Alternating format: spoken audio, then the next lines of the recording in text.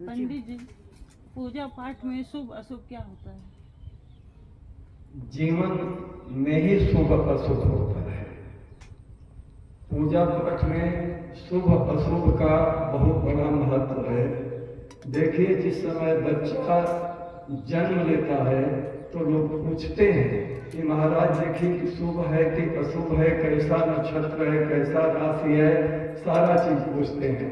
तो यदि 27 नक्षत्र 12 राशियों 9 ग्रह में निकाल करके और बताया जाता है कि आपका बच्चा मूल में है कि नहीं है, सबसे पहली बात होती है।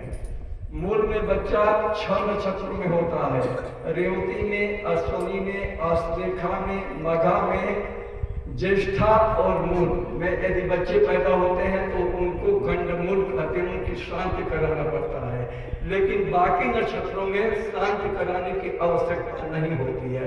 ठीक इसी प्रकार से जीवन में देख लीजिए, भगवान के बनाया हुआ यह सब कुछ है। सांप भी है, छछूंदर भी है, पेड़ है, पौधे हैं, मनुष्य है, कुत्ता, गाय, बिल्ली, सब कुछ है ना।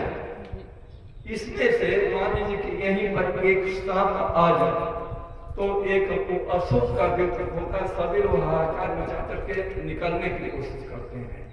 मान लीजिए कहीं जंगल में जा रहे हैं, अभी सभी आ जाए, गाय, बैल, पशु, पंछी, तो कोई डर नहीं है। लेकिन एक सिंह हड़का हुआ आ जाए तो सभी लोग डर जाते हैं ना। तो यह शुभ और अशुभ पूरा जीवन होता है, पूरे लोगों में होता है। उसी प्रकार से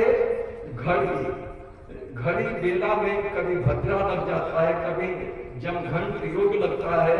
तमाम सारे योग के मुहूर्त होते हैं काम करने के। तो जब अशुभ मुहूर्त होता है तो उसमें हम लोग अद्रा भद्रा 4 प्रकार की धरती पर होती है। जब भद्रा कभी भी कर्क राशि में और सिंह राशि में हो और कुंभ और मीन में हो तो वह धरती पर होती है, अशुभ फल होता है।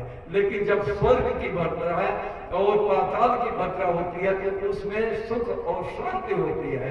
हम लोग कह देते हैं कि भद्रा तो लगा हुआ है, लेकिन यदि पाताल में भद्रा है और स्वर्ग में तो वह शुभ फल देती है, उसमें भद्रा दोष नहीं लगता है।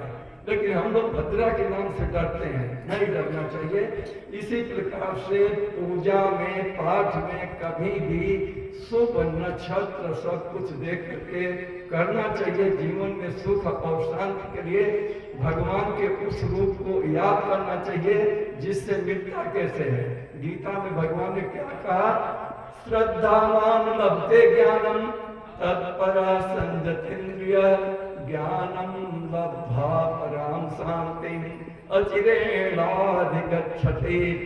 भगवान को प्राप्त करने के लिए, देवी देवताओं को प्राप्त करने के लिए पूजा पाठ करिए, लेकिन श्रद्धा और विश्वास का होना बहुत जरूरी है। श्रद्धा पुरुष को ही भगवान देवता मिलते हैं। श्रद्धा मान लगते ज्ञानम तत्पर है, उसके लिए तत्पर होना पड़ेगा, कुछ आध्यात्म में जाना पड़ेगा। आध्यात्म में जब प्रवेश करेंगे तो भगवान की सन्निकटता नजदीक होती चली जाती है।